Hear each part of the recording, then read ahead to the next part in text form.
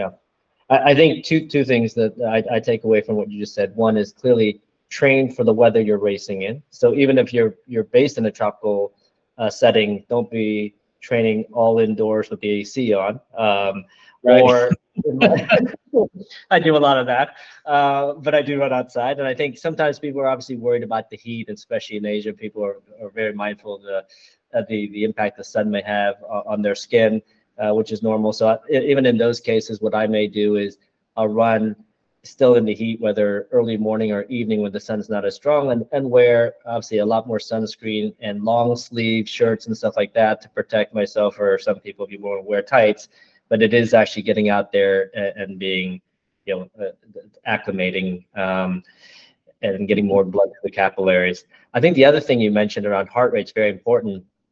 And this touches upon a topic I wanted to talk to you about, because we've had this discussion before, is all the technology enablers now, right? If heart rate is certainly one indicator, they have now things like core sensors that measure your temperature. And I think that's what it really gets down to. Your heart rate is somewhat of a proxy for your core body temperature. And if it gets up above a certain level, you actually have to cool that down before you can actually perform at a level now.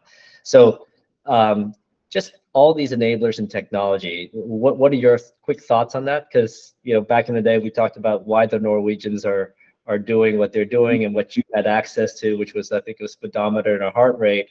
But these days, as people think about integrating this stuff, clearly fitness is just the base. You got to go out there and do it. But then beyond that, any thoughts on what technology is going to be able to allow people to be able to do, whether it's the insights, and how do you bring that all together? Because I think a lot of this is about managing the different limiting factors that impact your performance at the end of the day, right? Yeah, it's interesting, a great question, because there are so many devices that we can measure things with now. You have heart rate monitors that can give you your heart rate. It can measure how it goes during the entire workout. Things that measure your respiratory rate, things that measure your power on the bike, your pace, your speed, just so many things, your quality of sleep at night, all this kind of stuff, right? It can become overwhelming. That's right. And ultimately, it's good to develop especially when you're starting out, to use these devices that measure things and show you what's going on inside your body as it's relating to your performance, so that you can match that with a feeling, a sensation in your body. Right. It's good. It's like a good biofeedback tool, especially in the beginning. Like a lot of athletes, when they start out, they're like, I don't know if I'm going hard or not hard or too hard. Right. But if they have a heart rate monitor on and somebody's educated them on kind of where their zones are, they can go, oh yeah, this feels good, and this is actually aerobic, or yeah, I am going hard and I can see my heart rate is up where it should be on this interval workout, that kind of a thing. And the same with power on the bike. So it's a good way of matching your effort with what's actually going on in the body. And so what things could you measure, or should you measure, that can sort of help you understand what your performance is doing? I like to measure everything against heart rate. So, for example, if I'm working out at 150 beats a minute, just a random number, and I'm running, I want to know how fast am I running at that pace, at that heart rate. And over time, do I get faster at that same heart rate? If you're on the bike, it's good to match heart rate against power. So this month, let's say I'm at 150 beats a minute, I'm pushing 160 watts or something like that. And then next month, if find that I'm pushing 175 watts at that same heart rate, I have made fitness gains. And that's how you kind of use those things together.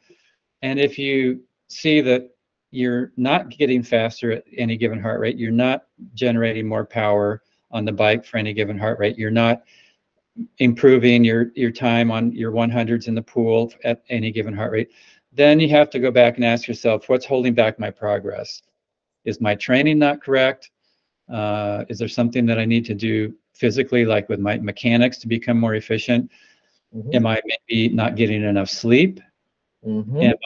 Am I under a lot of stress in other parts of my life, and that's negatively affecting my athletic improvement? Because that's often what it is. You know, people, they're training perfectly, they're getting enough sleep, but those other 10 hours in the day when they're not working out, they're under a lot of stress, and that can hold back your athletic performance. So, and you may not be able to do anything about that, so don't worry about it, you know. But anyway, that's kind of how I used heart rate. Is that was, I would measure these other things against it, and then I knew, like, okay, first of all, this is what this effort feels like. This is at this heart rate, this is what this effort feels like. This is the improvement that I'm seeing, and if I'm not improving, then I know that I need to look at what's holding that back. Yeah, that all makes sense. I think one thing you highlighted actually taps into my last question, which is oftentimes all of these devices allows someone to help you take a look and establish your baseline, right? So then it's about coaching and the evolution of coaching these days. You've got many different plans. You've even got AI now.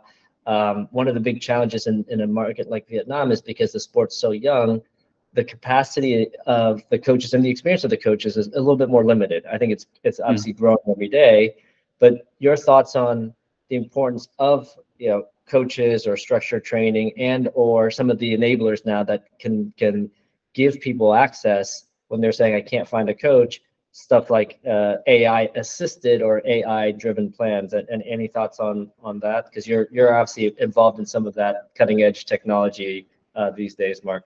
Yeah, I have all my coaching on Tridot, which is it's a AI assisted platform. So it's just a great way for the athlete and the coach to just have all the information that comes in from your training devices dumped in and made sense of, and training is modified based on that.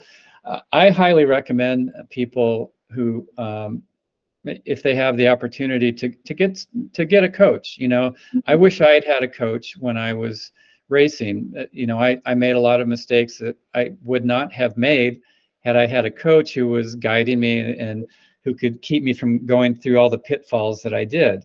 And if you have a coach and it's somebody that you develop a nice relationship with, you know, it's a great way to just access a lot of information easily, and it's also fun to kind of have that accountability of, you know, knowing your coach is going to go, hey, how'd it go today? Or I see you didn't quite make all the workout, or, you know, whatever it is. Yeah. I love having a certain amount of accountability. You know, I had my training partners who kept me honest, and I had my other competitors who, if I was lazy one day and said, I don't want to train, I would go, I bet you Dave Scott is out there training today. I better get out there, you know, stuff like that. So, but a coach is a great accountability tool and also a great knowledge resource. So for sure, if you have a coach or up for coaching or thinking about it, even if you know that maybe this person is not the best coach in the entire world, maybe their experience isn't as much as somebody who's been coaching for 30 years, as long as it's better than your information, as long as it's more than what you know at this point in time, it will help you out, and you will learn, and you may change coaches over time. You know, that's fine also, as you develop and as, you know, the coach develops and all that kind of stuff. So absolutely. And on the AI side, because that also makes it democratizes in some ways coaching and makes it more accessible and potentially more affordable. How do you see that evolving? And is there, I guess, for certainly many of the Vietnamese athletes that are thinking about how I spend my dollars towards a sport that's not necessarily cheap, but like in coaching, and how do I get that equipment, nutrition, all that stuff? I mean, maybe just a closing thought on that'd be helpful. I think coaching AI is the way that all coaching will be done in the future. That does not mean that there won't be a human being who's also coaching you along with that knowledge base. You know, 100 years ago, if you wanted a doctor you were sick and you wanted the doctor to figure out what was going on, you know, the doctor would show up at your house, they'd pull out the stethoscope, stick it on your chest and go, cough. And then, you know, they take your temperature and then they try to figure out what's going on. Well, nowadays, you go to the doctor with something and they stick you in the MRI machine and they scan your whole body and they see what's going on, but you still need a doctor to interpret all that. But the tools that they have are so much more refined, and so it just makes it that much easier to diagnose. And and it's the same way with coaching AI. The AI is really helping, let's say me, I'll use me as the example, to assimilate and digest all of the data that's coming in from each athlete each day, which if I had to make sense of it the same way that the AI does, my mind would just be going like this at the end of the day. But the AI takes all of that, it assembles it in a super easy format for me to understand. Did the person execute the workout correctly? If not, where did they not? Was the stress score where it needed to be? Is there stress over time, what I'm expecting it to be or not? And just those kind of things just help me refine the feedback that I give the athlete as a coach and the guidance that I give them. So it actually affords me more time to actually coach instead of putting together training plans and trying to figure out what all this data means. So that's a long way of saying that, a platform like TriDot, they've been doing this for many, many years now, and they're like leaps and bounds ahead of pretty much anything else that I've seen out there. And it is the way that all coaching, I think, is going to go. Again, it won't be. So to your point of, folks in Vietnam, maybe you want to save some money. It's one way to save money, because you can get great training plans that continually evolve based on how you're training because of the AI. Yeah. Accessible because you can access it anywhere in the world. I would say the majority of my clients actually are not in the United States. I have this great international community of athletes that I coach and help, and it's so easy with the AI and the just everything with online coaching the way it is now. No, it's great, and it's a great endorsement of how technology can enable coaches and enable individuals to train better. And I mean, I know TriDot's one, Humango, Athletic.ai. So I'm really excited to see how that field evolves.